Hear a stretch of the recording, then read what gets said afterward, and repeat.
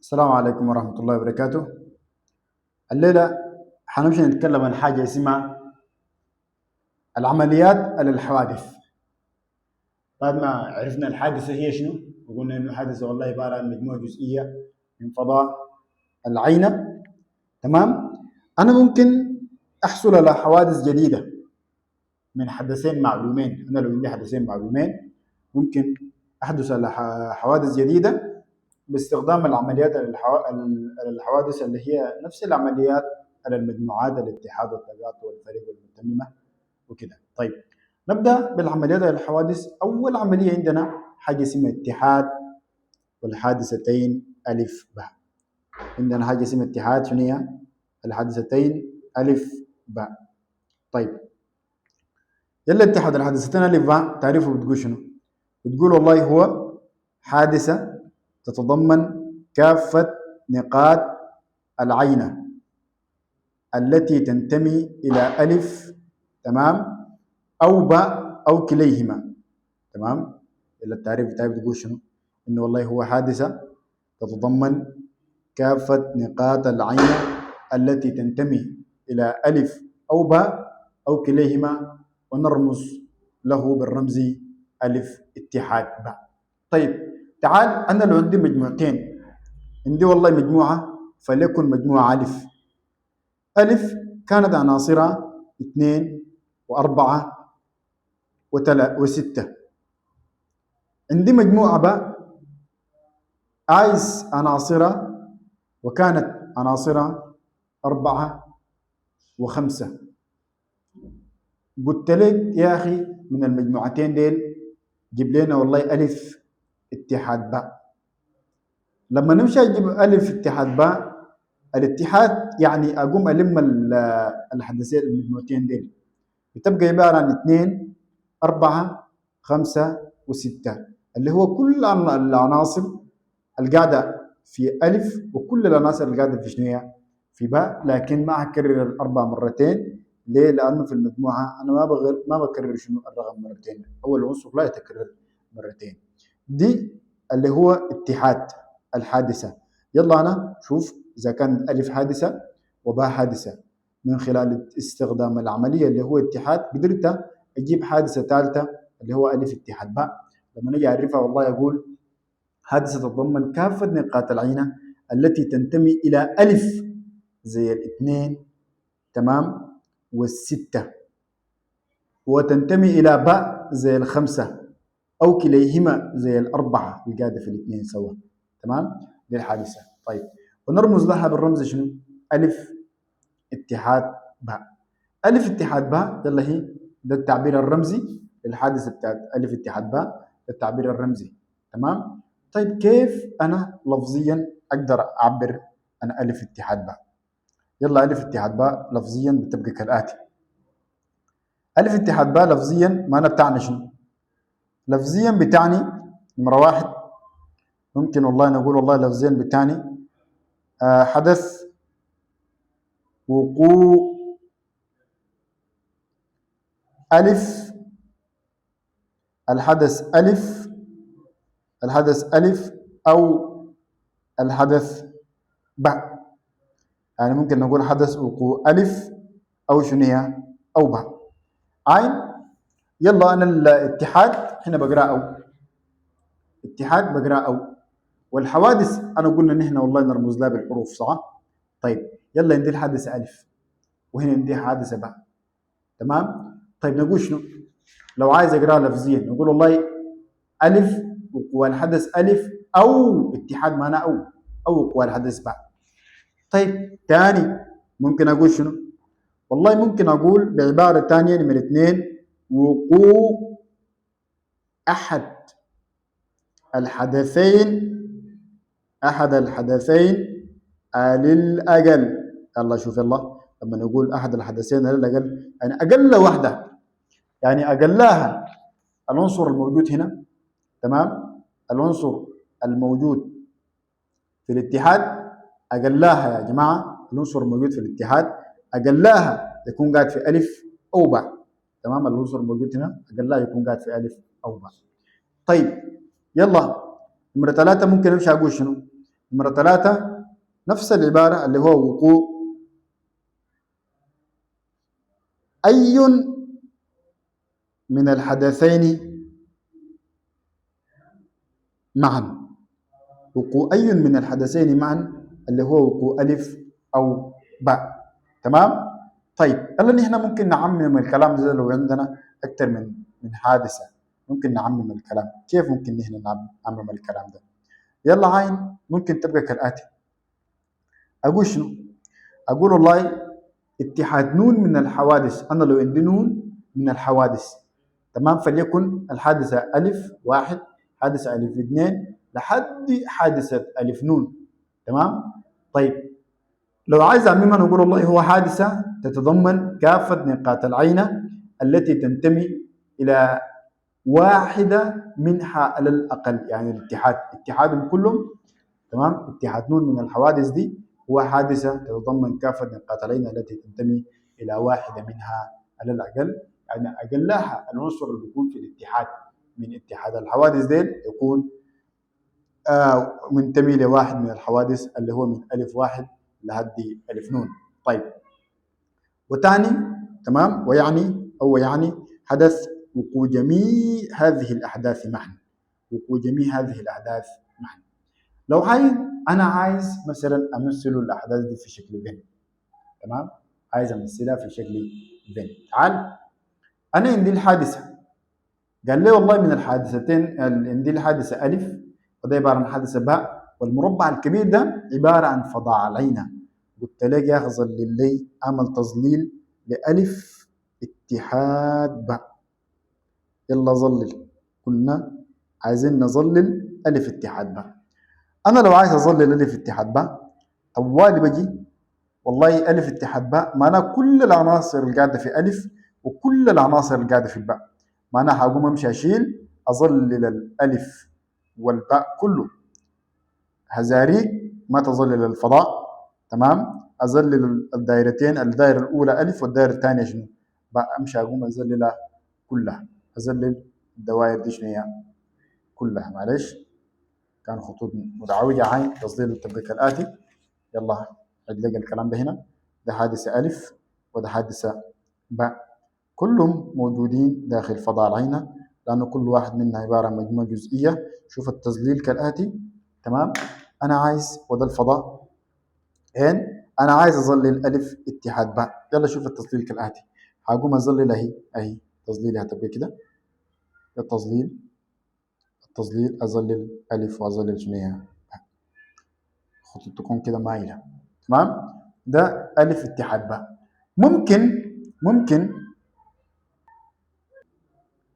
ممكن أنا أكون عندي حادثتين في الفضاء منفصلتين زي بالصورة ده. عندي حادثة هنا، تمام، عندي حادثة هنا، حادثتين منفصلتين، وتاني عندي حادثة هنا، تمام، والاثنين موجودين في الفضاء. ده الفضاء المربع الكبير ده عبارة عن فضاء العين، دي فضاء العين عين، ويلا ودي الحادثة ألف فليكن، ودي الحادثة شنو؟ باء. عايز أظلل الحادثتين، قام قال لي يا أخي ظلل ألف اتحاد باء. يلا عايز تظليل لألف اتحاد باء. ألف اتحاد باء معناها أظلل كل الحوادث، العناصر الموجودة هنا، العناصر الموجودة هنا، العناصر الموجودة هنا، كل العناصر اللي قاعدة في باء، وكل العناصر اللي قاعدة وين؟ في ألف، وكل العناصر اللي قاعدة في باء. تمام، أمشي أظلل الألف وباء كلها.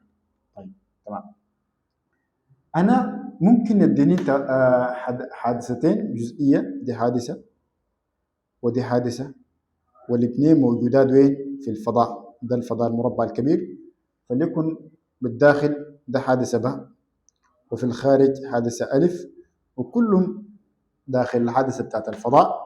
قام قال لي يا أخي امشي ظلل لنا. لو عايز أظلل هنا أظللهم كلهم، أظلل كل العناصر اللي قاعدة في باء تظلل، تمام، زائد كل العناصر اللي قاعدة في شنو؟ في ألف يتم تظليلها. كل عناصر ألف، كل عناصر ألف، وكل عناصر شنو هي؟ باء. كده أنا بكون ظللت ألف اتحاد باء. طيب نمشي للعملية الثانية اللي هي اسمها التقاطع. تقاطع الحادثتين ألف وباء عين بتقول شنو؟ تقاطع الحادثتين ألف وباء عبارة عن حادثة تتضمن كافة نقاط العينة التي تنتمي إلى ألف وباء ويرمز له بالرمز شنو؟ ألف تقاطع باء. عين التقاطع بقرا واو، يعني كالآتي: أنا لو عندي مجموعة ألف جبال قلنا 2 4 6 ومجموعة باء عندي 4 و5، أنا عايز ألف تقاطع باء. ألف تقاطع باء يعني العناصر اللي قاعدة في ألف وباء بس، يعني قاعدة في ألف وقاعدة في باء معا الاثنين. تمام؟ يلا عاين كل العناصر اللي قاعدة في ألف وكل العناصر اللي قاعدة في باء، كل العناصر اللي قاعدة في ألف وباء اللي هو الأربعة بس. يلا أربعة بتمثل لنا كل العناصر اللي قاعدة في ألف وباء، بسميها تقاطع الحادثتين. ويجب أعرفها وأقول لها حادثة تضمن كل نقاط العينة أو كافة نقاط العينة التي تنتمي إلى ألف وباء، يعني قاعدة في ألف وباء الاثنين اللي هو الأربعة دي الحادثة. طيب رمزيا ألف تقاطع باء، ألف معناها الحدث ألف، والتقاطع بقراه واو، التقاطع بقراه واو والاتحاد كنا بنقراه أو. التقاطع هنا قرايته تقري شنو؟ واو. يلا لفظيا لفظيا أنا أعبر عنها كيف الحادثة دي. لفظيا بتقول شنو؟ لفظيا ألف تقاطع باء عبارة عن شنو؟ ألف تقاطع باء معناتها وقوع الحدث ألف ووقوع الحدث باء، أو وقوع الحدثين، وقوع الحدثين معا، يعني وقوع الحدث ألف ووقوع الحدث باء أو وقوع الحدثين معا. قريتها وقوع الحدث ألف ووقوع الحدث باء ووقوع الحدثين معا. قاعدة عندي قاعدة بتقول، القاعدة حقتي بتقول تقاطع نون من الحوادث. أنا لو عندي نون من الحوادث مثلا كان ألف واحد ألف اثنين إلى ألف نون، نقول شنو؟ هو حادثة تتضمن كافة نقاط العينة التي تنتمي إلى جميعها، تنتمي إلى جميع هذه العناصر. تمام؟ ويعني وقوع جميع هذه الأحداث معا، جميع هذه الأحداث أو هذه الحوادث معا. تمام؟ طيب أنا لو عايز أظلل التقاطع دي، أنا كيف أقدر أظلل التقاطع؟ التقاطع معناتها حظلل العناصر المشتركة. أقوم أظلل العناصر شنو هي؟ المشتركة هنا أهي العناصر اللي قاعدة في ألف وباء دي، والله بسميها دي التظليل ده بسميها ألف تقاطع باء. ده التظليل شنو هي؟ التقاطع. تمام؟ يعني نشوف العملية الثالثة نمرة 3 اللي هو الفرق بين الحادثتين ألف وباء. أنا كيف أقدر أمشي أجيب الفرق بين حادثتين ألف وباء؟ يلا لو عايز أجيب الفرق بين حادثتين ألف وباء بجي بقول شنو؟ أقول والله هو حادثة تتضمن كافة نقاط العينة، تضمن كافة نقاط العينة التي تنتمي إلى ألف، التي لا تنتمي إلى ألف، هذا تتضمن كافة نقاط العينة التي تنتمي إلى ألف ولا تنتمي إلى باء، ونرمز لها بالرمز شنو؟ بالرمز ألف فرق باء، ألف فرق باء. تمام؟ ويرمز لوقوع ألف وعدم وقوع شنو؟ باء. طيب يلا حادثة تتضمن كافة نقاط العينة التي تنتمي إلى ألف ولا تنتمي إلى باء، ونرمز لها بالرمز ألف يعني فرق باء. تمام؟ تنتمي إلى ألف فرق باء. ورمزيا يعني كل العناصر اللي قاعدة في ألف، يلا ممكن بالمجموعة حقتي عندي عناصر ألف وعناصر باء. قلت لك امشي تجيب لي ألف فرق باء. ألف فرق باء هي عبارة عن كل العناصر اللي قاعدة في ألف وما قاعدة في باء. يعني قاعدة في ألف، في الألف موجودة، في باء ما موجودة، اللي هو الاثنين والستة. اثنين موجودة في ألف، في باء ما موجود. ستة موجود في ألف، في باء ما موجود. عشان كده نقول حادثة تتضمن كافة نقاط العينة التي تنتمي إلى ألف، يعني موجودة في ألف، ولا تنتمي إلى باء يعني ما موجودة في باء، ونرمز لها بالرمز ألف فرق باء. طيب إلا لفظيا أنا أقرأ كيف؟ رمزيا عبارة عن ألف فرق باء، ده الرمزيا. طيب التعبير اللفظي لا شنو؟ التعبير اللفظي أنا ممكن والله أعبر عنها بطريقتين. نقول وقوع ألف وعدم وقوع باء. نقرأ وقوع الحدث ألف وعدم وقوع الحدث باء. تمام؟ أو ممكن أقرأ يعني ألف بيقع وباء ما بيقع، يعني وقوع ألف فقط. ممكن نقول وقوع ألف فقط، وقوع الحدث شنو هي؟ ألف فقط. طيب الله من ناحية التظليل، أنا لو عايز أظلل، لو عندي دي حادثة فليكن ألف، ودي حادثة فليكن باء، كلا الحادثتين مجموعتان جزئيتان من فضاء العينة. دي فضاء العينة، كانت الفضاء ألف، حادثة باء، حادثة ألف. عايز والله ظلل لي ألف فرق باء. تمام؟ لو عايز أظلل ألف فرق باء، أول يمشي بشوف الألف، كل العناصر الموجودة في ألف، كل العناصر الموجودة في ألف وما موجودة في باء، حذاري إنه تحبش التقاطع ده، حذاريك من التقاطع. تمام؟ تقوم تظلل ده كله. طيب يلا أنا كده بكون عملت شنو؟ ألف اتحاد أي فرق باء. طيب تنبيه بسيط، أنا لو قلت يا أخ ألف فرق باء، ألف فرق باء هل تساوي لي باء فرق ألف؟ أكيد طبعا ما بتساويها. ألف فرق باء ما بتساوي شنو؟ باء فرق ألف. نشوف الأخيرة ونحن ماشيين. عندنا رقم 4 حاجة اسمها مكملة الحادثة أو متممة الحادثة ألف. ممكن نقول مكملة الحادثة أو متممة الحادثة ألف. تعريفها هي شنو؟ هي حادثة تتضمن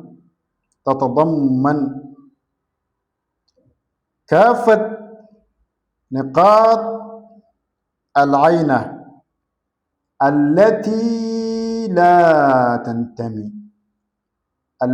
تنتمي إلى ألف. تمام؟ التي لا تنتمي إلى ألف، ويرمز لها أو نرمز لها بالرمز شنو؟ بالرمز ألف داش. وتاني عدم وقوع ألف. يعني أنا لو عندي فضاء على سبيل المثال، ده كان فضاء. تمام؟ 1 2 3 4 5 6، ده كان فضاء هنا. قلت لك جيب لي والحادثة ألف كان بتساوي 2 4 6، ده كان الحادثة ألف. طيب أمشي جيب لي ألف داش. شنو يعني ألف داش؟ ألف داش اللي بتتم ألف تبقى زي الفضاء، العناصر اللي ما قاعدة في الفضاء وما قاعدة في ألف. القاعدة في الفضاء وما قاعدة في الألف عبارة عن 1 5 1 و3 و5 1 و3 و5. دي اللي بتتم دي عشان يبقوا زي دي، يعني دي وزي دي ألف اتحاد ألف داش. لما ألمهم كده سوا يبقوا زي الفضاء. ألف اتحاد ألف داش تبقى كم؟ يلا نشوف هنا 1 2 3 4 5 6، اتحادهم بقوا زي الفضاء. إذا من هنا نقول والله ألف اتحاد ألف داش ممكن يساوي العين الفضاء. طيب يلا نواصل. طيب ونرمز لها بالرمز ألف داش. يلا ألف داش يا جماعة، أنا كيف أنا أقدر أقرأ ألف داش؟ ألف داش رمزية، معناها شنو دي؟ بتعني لي حاجة واحدة، تمام؟ هي شنو؟ نقراها الداش دي بنقراها عدم، عدم وقوع الحادثة ألف. نقراها عدم وقوع الحادثة شنو يا؟ ألف. يلا أنا من خلال العدم ممكن أوديك رحلة طويلة، لكن قبل ما نمشي رحلة طويلة تعال ناخد، ما تنسى إنه والله ده بقراها عدم وقوع الحادثة ألف، وألف فرق باء بقراها وألف وعدم وقوع باء، دي بقراها وقوع ألف وعدم وقوع باء. يلا لاحظ لي في الاثنين دول عشان أنا بعدين داير أسوقك معي رحلة. طيب في الحوادث المنفصلة، الحوادث المنفصلة شنو يعني الحوادث المنفصلة؟ أنا لو جيت أتكلم عنها، المنفصلة انفصلت طالقوا، لا، الحوادث المنفصلة، الحوادث المنفصلة. طيب شنو يعني الحوادث المنفصلة؟ يلا الحوادث المنفصلة نقول أن الحادثتين ألف وباء منفصل متنافيتان أو منفصلتان، نقول أن الحادثتين ألف وباء منفصلتان أو متنافيتان، تمام؟ إذا كان تقاطعهما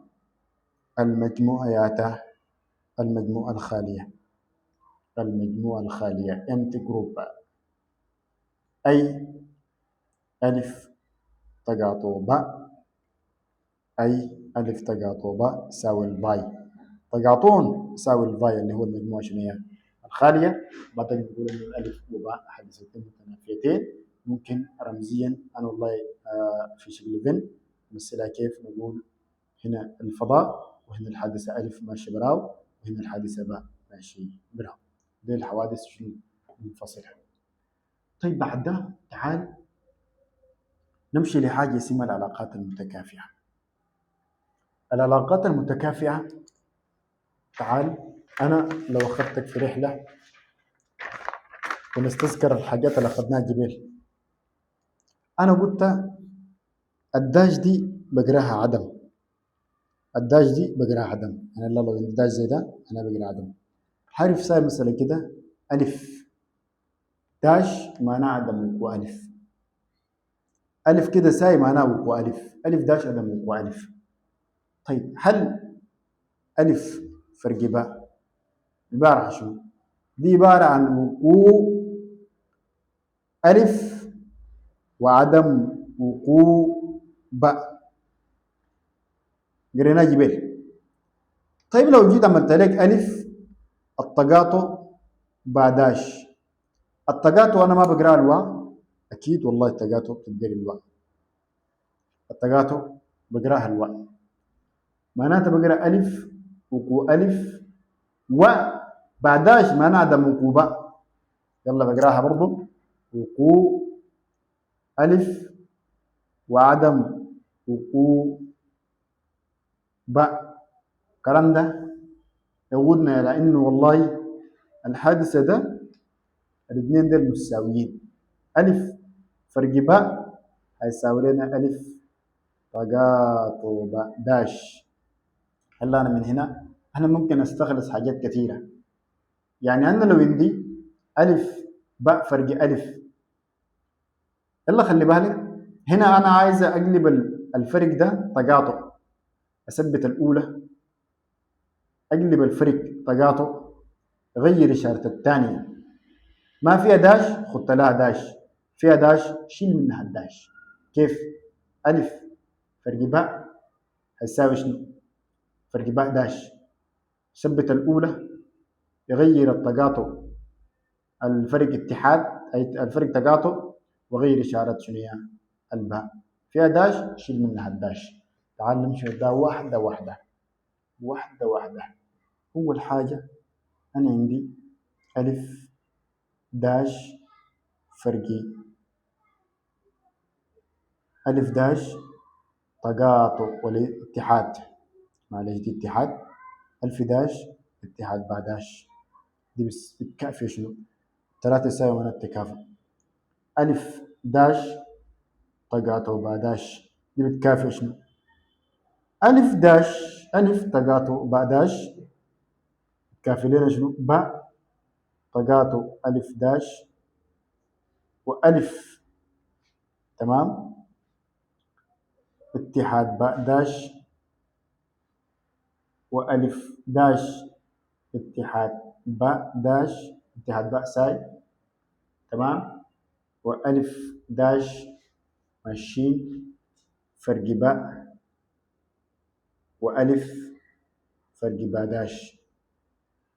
يلا نبدأ واحدة واحدة. الحدث الأول ألف داش اتحاد باء داش، نظرية دي مورغان، نكشف خطتين، عايز تبقى تمشي خطة واحدة بكلامنا اللي قاعد نقول.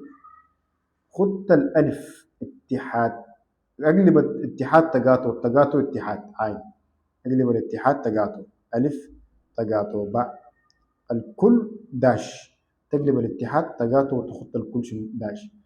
هاي لو التقاطع دي تبقى اتحاد، دي اتحاد بقت تقاطع، التقاطع تبقى شنو؟ اتحاد، تبقى ألف اتحاد باء الكل داش، دي الأحداث المتكافئة.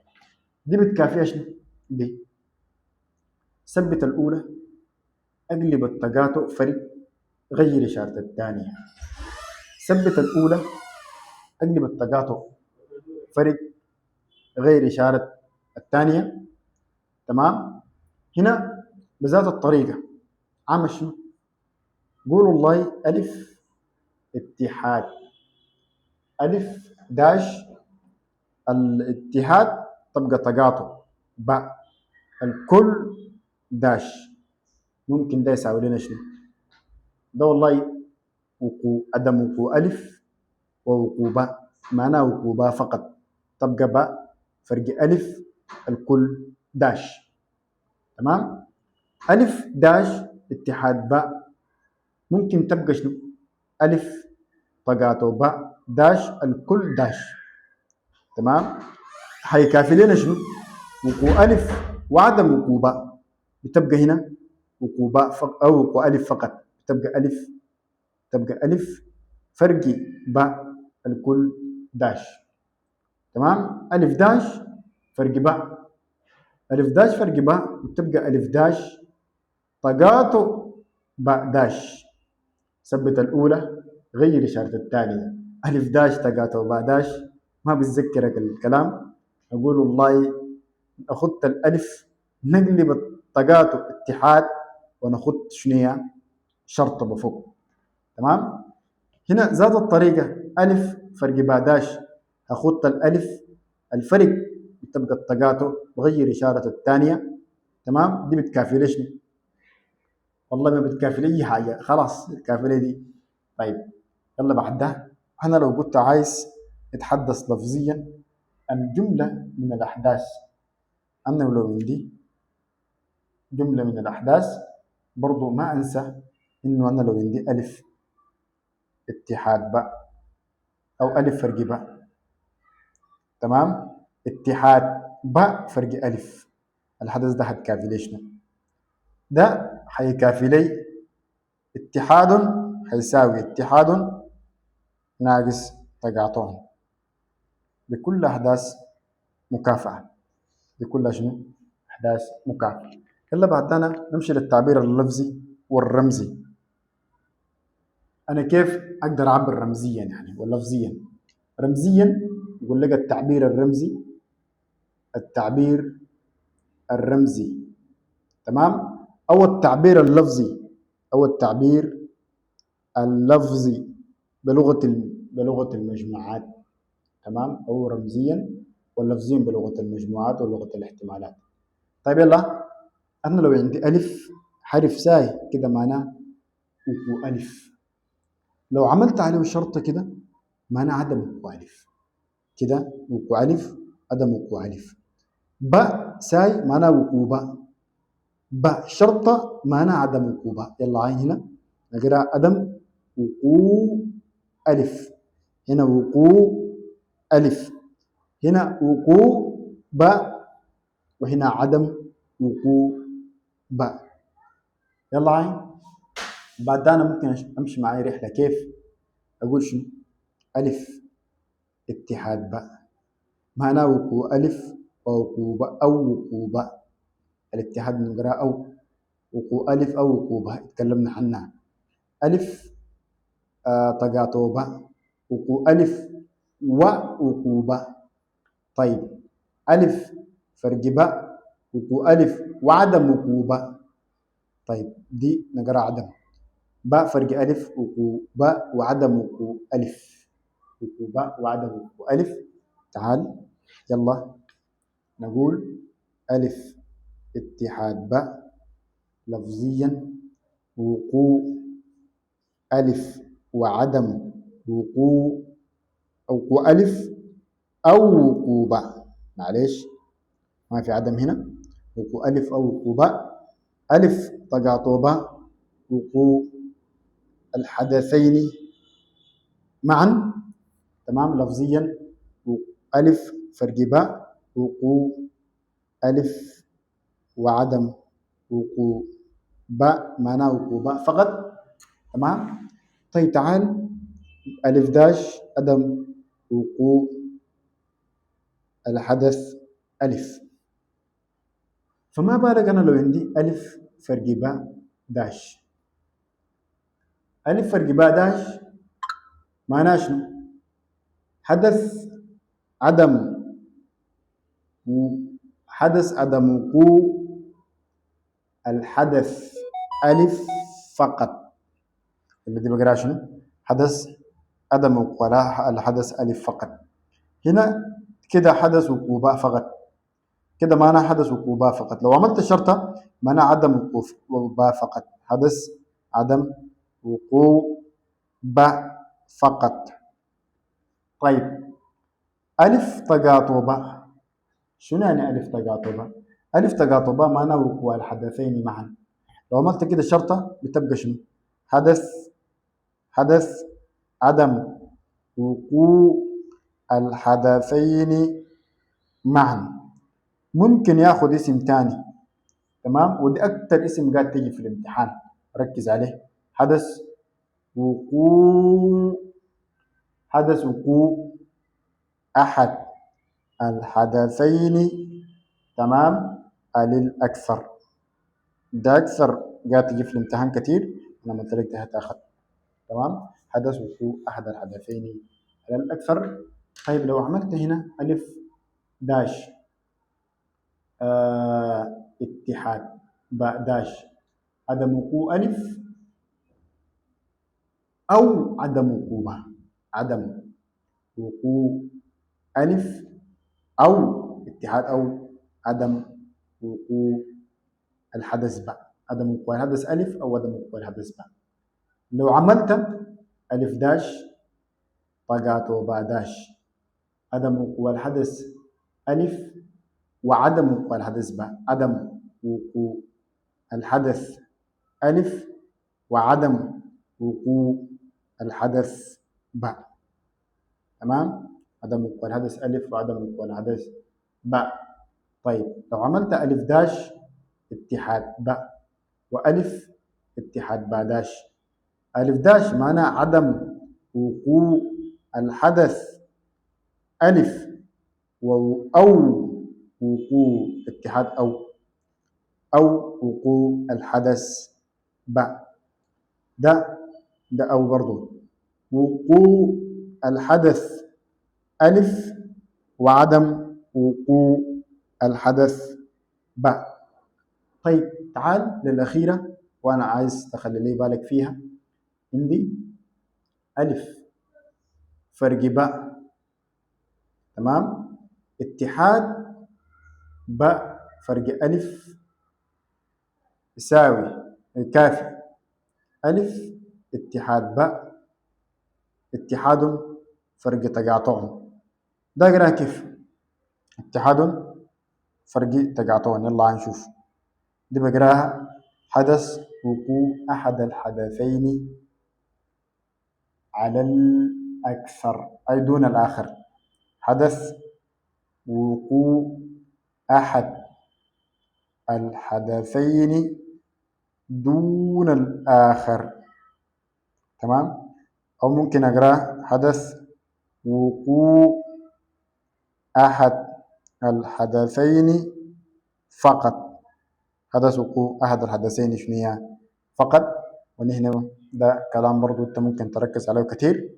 يلا واحد من ديل تقول حدث وقوع أحد الحدثين دون الآخر، أو حدث وقوع أحد الحدثين فقط. من هنا ممكن نختم حصتنا. نتقابل الحصة الجاية. السلام عليكم ورحمة الله.